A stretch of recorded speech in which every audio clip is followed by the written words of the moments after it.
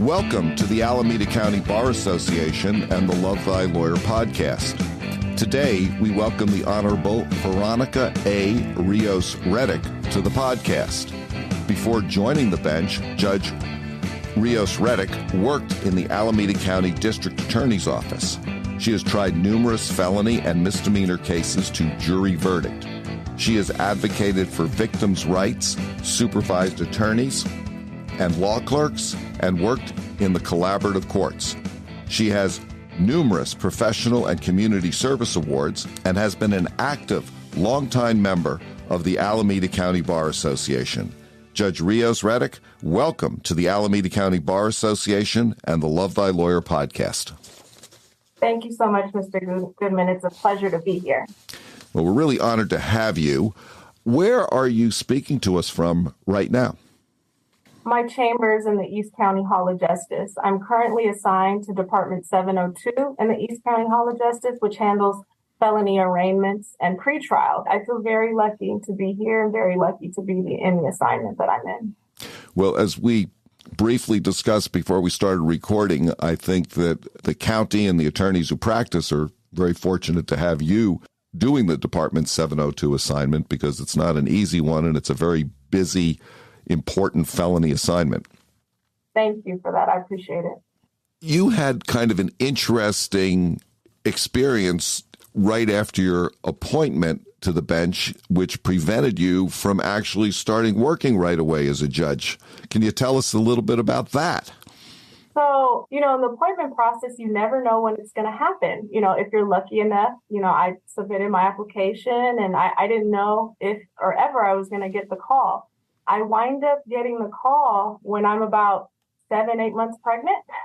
And so with my fourth child, I worked for about a month and then I went on maternity leave. And so during that first month, I was situated at Wiley Manual. I handled traffic and the misdemeanor arraignment and pretrial calendar, Department 108. So I kind of was like I would sub in whenever needed.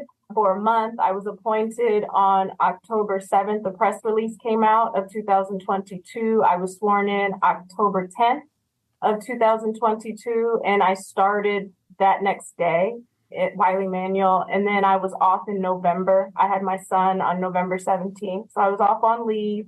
I returned and then came to the East County Hall of Justice. And my original assignment was preliminary hearings and jury trials. So I got one trial under my belt and about 15 preliminary hearings.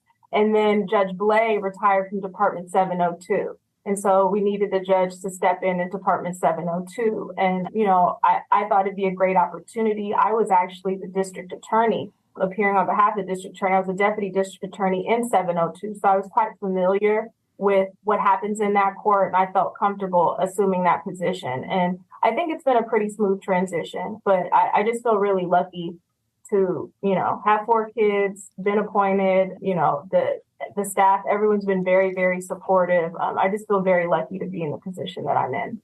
Where are you from originally? I grew up in El Cerrito, born and raised in the Bay Area. I went to St. Mary's High School in Berkeley. I went to UC Berkeley undergrad, and then I went to UC College of the Law in San Francisco. So very Bay Area, born and raised, local. Being from the Bay Area, I never wanted to leave. My family's pretty close-knit. My husband's family's from the Bay Area as well. So I never had a desire to go away to school. I like to travel, but I always knew that I wanted my roots here. When I went to law school, I thought the district attorney's office in Alameda County was the best fit for me. And so it just kind of naturally progressed that I was going to always be local. Did you take any time off between college and law school, or did you just go straight through? So it took me, I graduated early technically from undergrad because everyone says you need time in between. But I wanted to start working. I wanted to start contributing, helping my family. And so I graduated at UC Berkeley in 3 years. And that year in between, that would have been my 4th year, I worked. I ran an after-school program, a literacy program in East and West Oakland. And I was working at Skyline High School and McClyman High School. And so while I was doing that, and I ran the program at Hoover Elementary. So I was bouncing from those different programs, and I ran the program at Hoover Elementary in West Oakland. And during that time, that was my time off. And then I enrolled and got in early acceptance to UC College of the Law, San Francisco. I still need to get used to saying that, but I wanted to make sure I said it right on the podcast. And yes, I did take I guess technically a year off. What started you thinking about being a lawyer, and when did you kind of decide, I really want to be a lawyer? That's my career path. I remember taking, in high school, they have the PSAT or some sort of test that determines what you should do. And a lawyer was one of them, but I never thought that was a realistic goal. I was very argumentative always. You can ask my parents. So I'm sure they always thought I'd be a lawyer, but I didn't know. I didn't know until I was in undergrad at UC Berkeley, and a couple of people were talking about pre-law society and going to law school. And I didn't really know what I wanted to do. I know that I wanted to afford a certain type of lifestyle for myself, but I didn't know what that entailed. I thought I wanted to go to business school. I remember business administration 100, and I hated it. And so I was like, I'm still trying to figure it out. So I went to a pre-law society event, and there was a panel, and it was all women of color, and they were all lawyers in varying fields. And so, I was hearing from them, and because to me, a lawyer only did one thing. I had no idea you could be general counsel, in-house counsel. I didn't know what all those different options were. And I was just like, oh, well, maybe this is something I should look into. I then did a little bit more research and was like, you know what, I can go to law school and not practice law, but still secure a certain type of lifestyle for myself and require a certain amount of money. And so I was like, I'm going to go to law school and just see what happens. I had no intention of necessarily practicing law, but I knew with the advanced degree, I could create more options for myself. I wasn't kind of set. My first year at UC College of the Law, San Francisco, the Black Law Student Association had a panel of lawyers, and there was a actually now sitting judge on the panel, but she worked in the Alameda County District Attorney's office. And hearing from her perspective, I always thought that prosecutors were white men. I did not know that there were, women of color that prosecuted cases. I wasn't aware. I kind of had the stereotypical idea of what a prosecutor looked like. And to hear from her and her perspective and her wanting to give back to her community, wanting to protect the victims, I really identified with that and really felt like I wanted to do that. So I decided to pursue an internship in the district attorney's office. I summered there my second summer, and I got offered a job upon passing the bar. I passed the bar, and then I've been working there until I got appointed in 2022. Tell us a little bit about your career as a deputy district attorney. How long were you there, and what sort of assignments did you have? So I started January 25th, 2010 in the district attorney's office. I summered there, but that's when I started working. And I worked there just short of 13 years. And in the district attorney's office at the time that I worked there was kind of like a routine path. You would try misdemeanors, and then you would do a preliminary hearing assignment. You would then take those felony skills that you obtained, putting on preliminary hearings, and go back to misdemeanors and doing a rotation and handling the higher level misdemeanors. And then you go to felony trials. I did all of that. I did a stint in felony trials at the Hayward Hall of Justice when they used to have criminal there. I also did felony trials at the East County Hall of Justice, where I'm sitting now. I tried cases vertically, which is from inception to trial. So I was at arraignment. I did all the pretrials. I put on the preliminary hearing, and then I would put the matter on to verdict. And I was doing PXs and trials. I also did a lot of calendar assignments throughout. So I covered 501, which is the criminal calendar in Hayward. I've covered 108, which is the criminal calendar in Oakland. I've covered the criminal calendar in Fremont. I covered 702, which was the criminal calendar in the East County Hall of Justice. I then transferred over, and I did a few preliminary hearing stints. I think I did 3 or 4. My last assignment before appointment was at the collaborative courts, which is very transformative for me. I was the collaborative courts coordinator, so I handled parole reentry, homeless and caring court, early intervention court, veterans treatment court, as well as the military diversion, which is the misdemeanor form. And I also did clean slate. And so handling all of those assignments, like I said, was very transformative because you go from the mind of a prosecutor to more of like a collaborative effort and trying to figure out what the root of the problem is. And I've always been that kind of DA where to me, the criminal conduct is a consequence of something else. It's not just the fact that they did the crime. I always wanted to know why. And if I could fashion something in my offer to address it, whether it's alcohol, narcotics, impulse control or anger management, if they had, post-traumatic stress disorder from trauma, therapy, counseling, I would always try to fashion an offer that included that. Because for me, you need to deal with the underlying issue or that individual is going to return. And being in the collaborative courts really reinforced that concept because these are evidence-based practices. And so I went in there having that kind of sense, but not really knowing what the evidence-based practices indicated. And then having case managers and specialists all come in to kind of reinforce what I had already thought all along. What do you think is the best advice you've received in your career? And what advice would you give to a young person just coming into the law? Don't be so hard on yourself. I think for me, and I think for a lot of lawyers, a lot of us are type A, and we are just like going down this little rabbit hole. We have these goals, these desires, we have these things that we want to hit, these marks. And I've just realized that, in the grand scheme of life, these moments that you think that are going to like blow up, it's not as devastating as you think that it is. I feel like I put a lot of undue pressure on myself to kind of move forward and to reach these goals. But at the end of the day, the route may be a windy route. Some people have a straight route to their goal and they get where they want to be and they're the supervisor. They run everything. Some of us, it's a windy route. So I think that's the biggest thing is just don't be so hard on yourself. And so when someone meets me and wants my support, I want to support them. And I always try to convey to them, like, be kind to yourself. What prompted you to seek an appointment to the bench? When I first got into the district attorney's office, I thought that I was like, maybe a judge, but I didn't know. And I saw Judge Rines in 501. I saw Judge Cartwright at the Renee C. Davidson Courthouse, and I saw Judge Burgess in 11. I think she was the supervising judge. And when I saw the three of them, I saw someone that looked like me, that talked like me, and they were a judge. Because again, it's just lack of exposure. I'd never seen a woman of color be a prosecutor until I saw that one district attorney or deputy district attorney. And at that time, as a young DA, I'd never seen a woman of color judge really either that I identified with. And all three of them I did.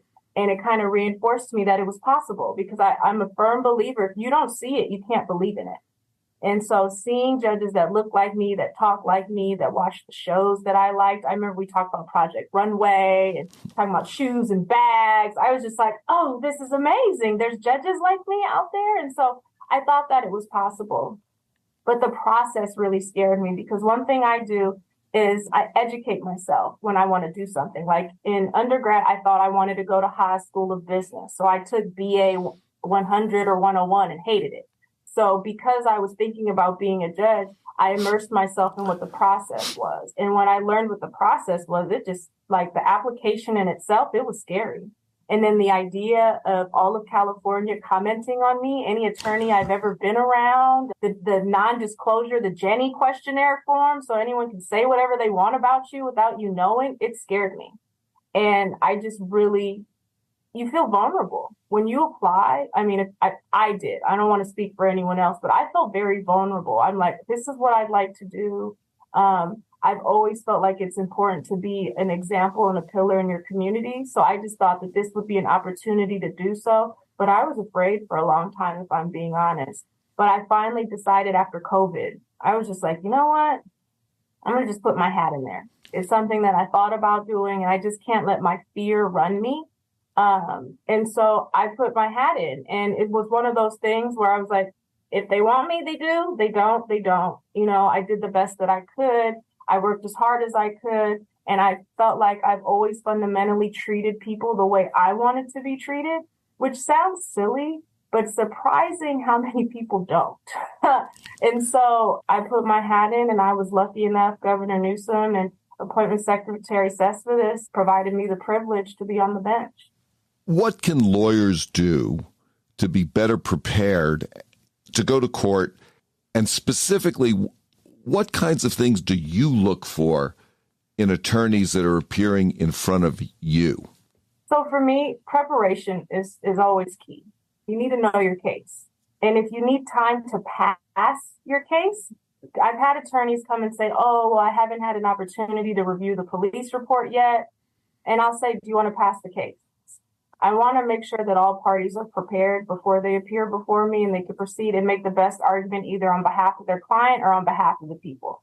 Preparation is key. And I was the DA in 702 during COVID when we were one of the only two or three courtrooms open in the entire county. We had over 100 cases a day on, and I was prepared on every single one of them. And so I kind of have the feeling like, if I can do it, you can do it. Case management is important to me, and we have to move these cases forward. But I would say preparation is key.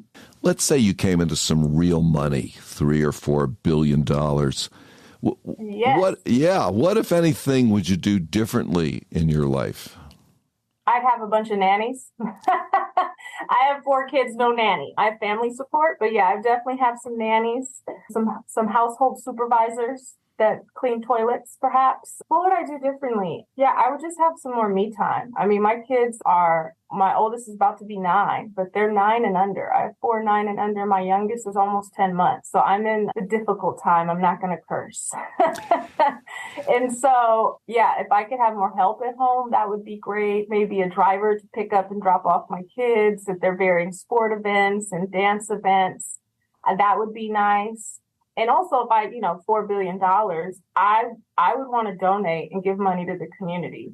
And, some people may think, oh, that's, but I really feel that way. I think that crime is a consequence of not enough proper funding and resources in the beginning. And what I mean in the beginning is education and after school programs and sport programs. I feel like for a lot of kids, crimes are being committed after school. And that's because they're not in proper programs. And a lot of the individuals that start off in juvie, they wind up returning. And I know that because I was in juvenile, and then I would later see them as adults.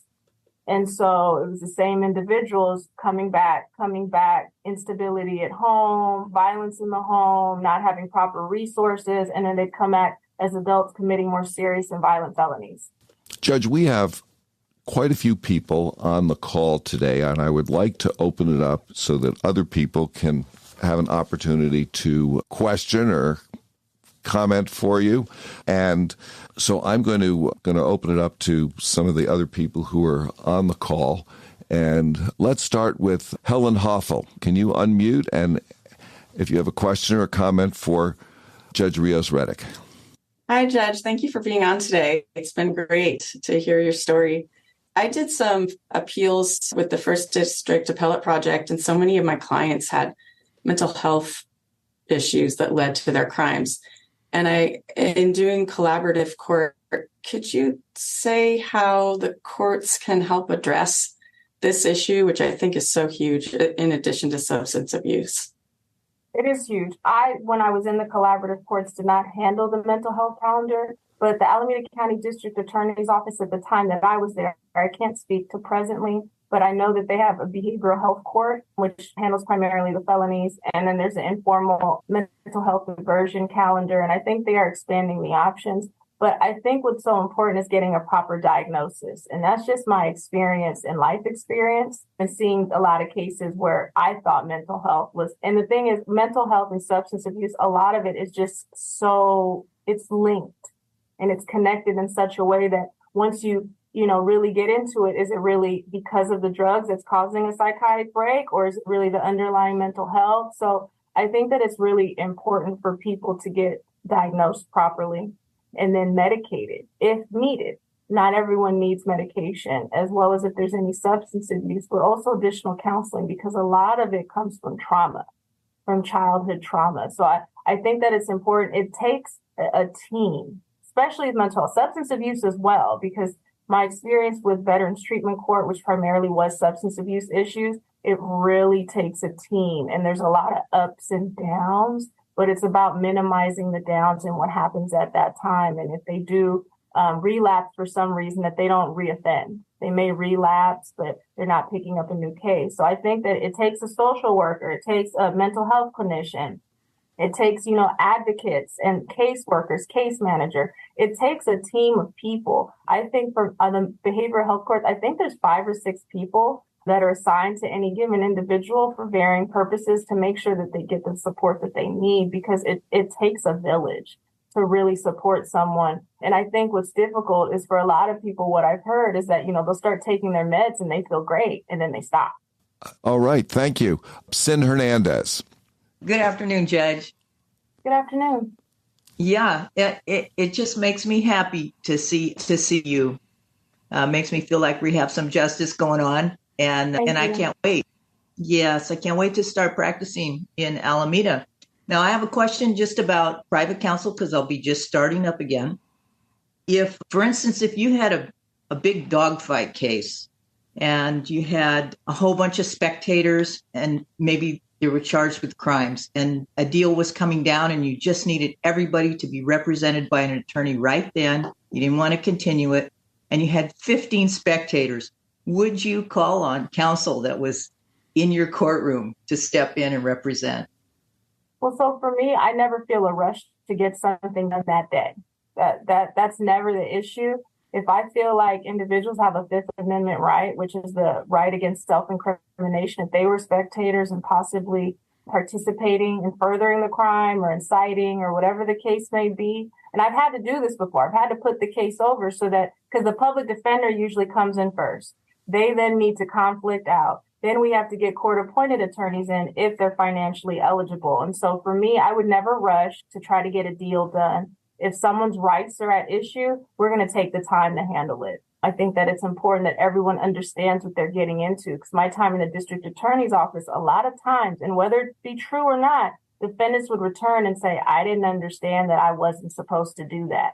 I didn't understand that I was supposed to stay away from this person, or I didn't know I couldn't be on BART at this location. So I'm very sensitive to that. So when I'm on the bench, I make sure, like, if there's an added term, I'll ask for a break for the attorney to make sure that their client really understands what they're signing up for, because they are giving away rights.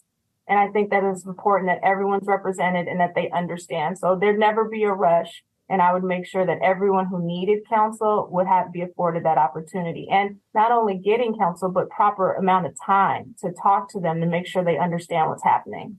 Thank you, Judge. Matt Gonzalez. Good afternoon to both of you. I just wanted to meet some of the judges that came aboard during this COVID time. Well, it's lovely to meet you. That's what's so nice about Mr. Goodman's podcast. You have an opportunity to meet people you wouldn't otherwise be able to meet and kind of hear their story, which I think is important because you get to know more about the person, understanding where they come from. I'm already a Lou Goodman fan. I never met you before, but I was already a Lou Goodman fan before today. We'll have to leave that as in part of the edit then. That's the important part. You want to highlight that, Mr. Goodman. We'll raise the volume a little. Right, a little louder. Stephanie Prieto.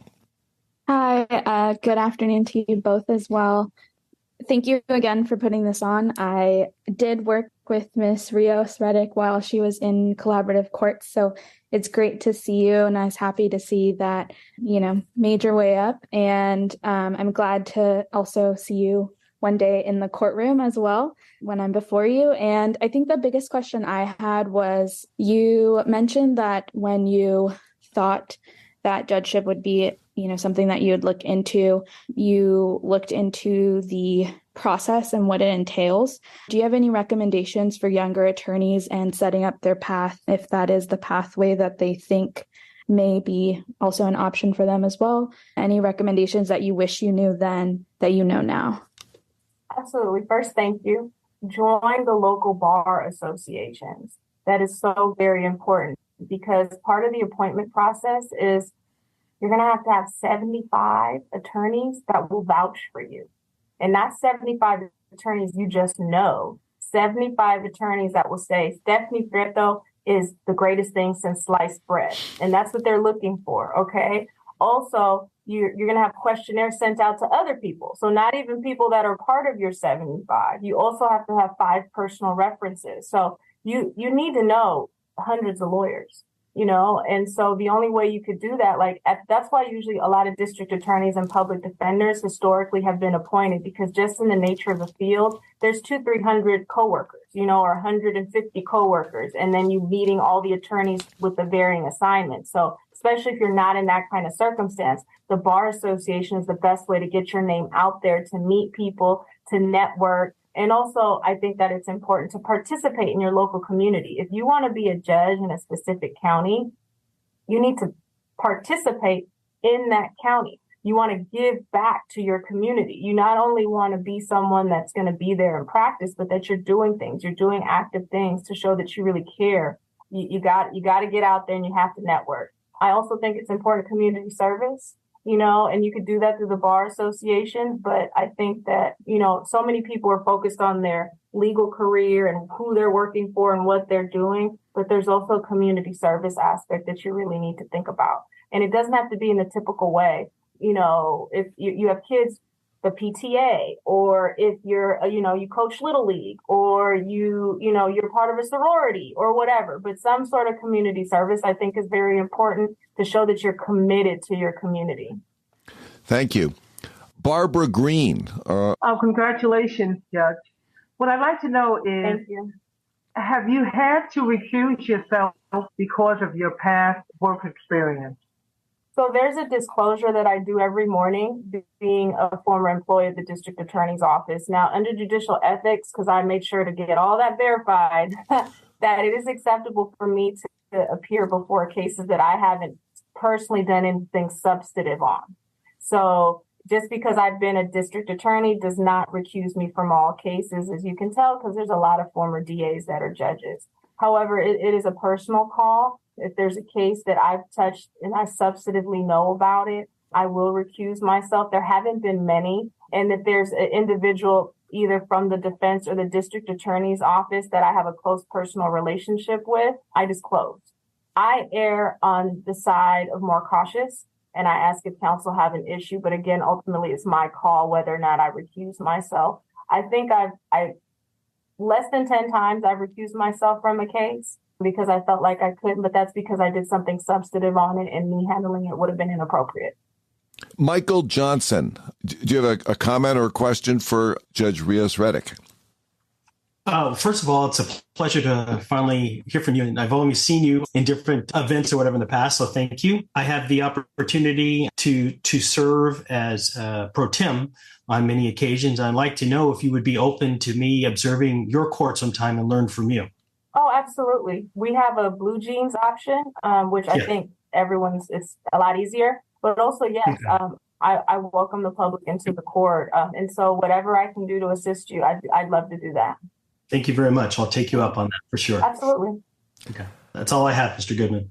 Thank you. Stephen Richardson. Just wanted to say thank you, Judge. And you're definitely taking over for a really good man.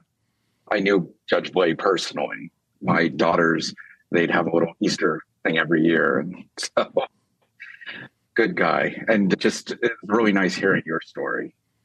Thank you. Yeah, Judge Blay has always been lovely to me. Like I said, I was in 702 with Judge Blay as a district attorney, and he's a very lovely man. It was a tremendous loss losing him for Alameda County, but I'm a big proponent of retirement and living your best next life. I've seen him recently. He looks great. Ocean Motley, can you unmute and join us? Yes, thank you very much. Mr. Goodman, love your podcast. It's great. I try to join this whenever I can. It's such a great idea. It's nice to get to know folks in the court system, and such an honor to hear from you, Judge. Thank you so much for your vulnerability and just sharing your background and the struggles you've had to get where you got. Yeah, I've had a circuitous route myself to where I'm at. I'm a convicted felon and went to jail, and then later went to law school and became an attorney. I currently work at Barry Legal Aid in our reentry unit, working on expungement petitions. And, due to my background and the type of work that I do, I've always sort of considered the district attorney's office as the enemy. But you are the greatest thing since sliced bread. It's been a pleasure to work with you as opposed to counsel. It was an honor to support your nomination for judgeship. Thank you. Question. I've worked in both civil court and criminal court, and I've many friends who are public defenders. I was even a union rep for district attorney's office in Butte County many years ago, and criminal courts tend to be pretty toxic. People are angry, judges are mean, people are rough on each other. There's a lot of table pounding. But when I work with you, you're one of the most professional attorneys I'd ever worked with. You work the law, calm, cold, easy to work with people, willing to negotiate, willing to say, oh, hey, what's this? Give me some law on this, and I'll, what's your mindset when you went in as an attorney? How did you stay so focused on, the big goal and not get caught up in all the other distractions that are going on? I keep saying it, but it's just, I treat people the way I want to be treated. And so going throughout my life, I haven't been treated very nicely by some people. And so those moments had a huge impact on me. And I remember each moment being like, I would never do that to someone. And that's as a young individual, as going through law school, or as being a young district attorney. And so I remember thinking, if I was ever lucky enough to become a lawyer, this is what I'm going to do. If I'm ever lucky enough to be a DA, this is what I'm going to do. And I think you just can't take stuff personal. I think a lot of people, take things really personally. And what I realize is we all have a job to do. Okay. And I think I'm good at compartmentalizing that. Defense is going to do what they do. The DA is going to do what they're going to do. Everyone has their arguments, but there's no reason to not be respectful. There's no reason to not listen. And there's no reason to take it personal. No, it's not a personal attack. And I think a lot of people feel like arguments are made and they're a personal attack on that person. And there are times where I did take things personal. I wasn't perfect. I mean, we're all human, but I just kept on holding on to the idea of like, I wouldn't want someone to do that to me. So why would I do that to them? And that's what I very much carry on the bench. I think about the times I had judges yell at me, scream at me, berate me. And so I make a point to let everyone feel heard. They're going to get their time, and I'm not going to always rule in their favor, but I think that there's a way to do that by letting people voice their opinions, their thoughts, give them an opportunity to be heard. And then I explain my rulings afterwards, so that they understand that I'm not just making a snap decision, and I heard what was presented before me. Thank you, Judge. Jacqueline Nuno. Hi, Judge. Hi. I'm a newer attorney, so you mentioned that you had 4 little ones, and I'm just wondering, how do you find work-life balance, especially now as a judge and even as an attorney? How do you handle all of that? So it takes a village, but my husband's amazing. I couldn't do and I was a part of so many bar associations, doing MCLEs, having meetings. My husband, my mother, and my mother-in-law, that's like the go-to. When I was in trial, my husband knew I was useless and that I wasn't helping him until after hours. If the kid was sick, I'm not it. You go get him, And so I think it takes a lot of clear communication. You need to have a support system, and it doesn't have to be your spouse or your partner. It could be family. All my family, my husband's family is local. And so if something comes up, we can reach out to someone. But by and large, it's my husband. Whenever I got an award, the first person I was thanking was him, because I couldn't have done it with my kids. I have a gonna be 9-year-old later this week. I have a 6-year-old, I have a 4-year-old, and I have an almost 10-month-old.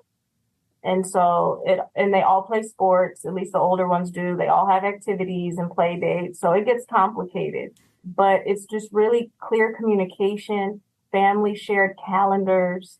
My OCD kind of helps, because I'm like, okay, you do pickup, I do drop off. When are you coming? Okay, I text the check, but it really takes, you have to have support. I don't know how people do it without family local. I don't know how, and maybe I think for those people that I have talked to, they create their own system, friends, neighbors, whatever the case may be. I'm lucky to have family on both sides local. So that's how I'm able to do it. And my husband has always been very, very supportive. And so if there's something that I told him I wanted to do and we discussed it, he supported me. But you can't do it without supportive family, friends. You need to have support if you're going to, have kids or whatever the case may be and try to proceed on in your career. And that's in any field. It's not just being a lawyer or a judge. Manjula. I don't think I've spoken to you, Judge Rios Reddick, since you ascended, and I just wanted to congratulate you. Thank you. You're very welcome. It's great to see a woman of color, ascend. It's wonderful. I wanted to ask you why you didn't choose the commissioner route. I'm a little curious as to your kind of your thought process. I didn't think about it too hard. I just, when I was applying, I thought judge. It wasn't like I don't want to be a commissioner. I just applied. And I know for some judges, they start off as a commissioner. And I know the process is a little different. I've been learning more about it now that I am a judge, but sights were always set on becoming a judge. I kind of faltered throughout my career because the process just seemed really grueling. But that's just the thought. And when I have talked to commissioners, they've told me, the commissioners that have now become judges, they've said that there is a difference. Now, for me, I don't know what the difference is for each of them, but they've said that there's a clear difference being a commissioner versus a judge. And I don't know if that is a pay thing or, assignments. I know that they have to waive to have a commissioner each time, but I've always had my sights set on judge. It wasn't that I said no to commissioner. I just was like, I want to be a judge. And that's why I went that route. All right. Thank you, Judge. I have one more question for you, Your Honor. Is there anything that you wanted to talk about that we have not discussed and that you haven't had a chance to address, something that you wanted to address to this podcast or this group? I do. I just want to thank everyone that supported my application. I think some of the comments people gave me and attorneys that I didn't realize that I had such a positive impact on. People, especially after I got appointed, it was because, I know my 75, I know my 5 personal references. I know those people were rooting for me because I asked them specifically, are you rooting for me? Can I count on your vote? But there's just such an outpour from Alameda County, the defense bar, privates, especially after I got appointed, people were so lovely. And I really want to express my gratitude and appreciation of all the lawyers that took the time out to fill out the questionnaires, all the attorneys that called back and, provided context and information about me and that were helpful and got me to where I am. So I just really want to say thank you to everyone. I appreciate everyone because there are times you'll have a good interaction with someone, but you won't take that next step to tell someone else. And so for everyone that took that next step, I really appreciate you. I thank you. I would not be here without you. So thank you to everyone. Judge Veronica Rios Reddick, thank you so much for joining us today at the Alameda County Bar Association and the Love Thy Lawyer podcast. It's been a pleasure for us to talk to you. Thank you. It's been a pleasure. I appreciate all of you guys that logged on to listen to me rant and rave. I appreciate your time. And I want to wish all of you the best in your legal career. Like I said, be kind to yourself and, just move forward as best you can. That's it for today's edition of Love Thy Lawyer in collaboration with the Alameda County Bar Association. Please visit the lovethylawyer.com website where you can find links to all of our episodes. Also, please visit the Alameda County Bar Association website at acbanet.org, where you can find more information about our support of the legal profession, promoting excellence in the legal profession, and facilitating equal access to justice. Thanks to Joel Katz for music, Brian Matheson for technical support, Paul Roberts for social media, and Tracy Harvey. I'm Louis Goodman.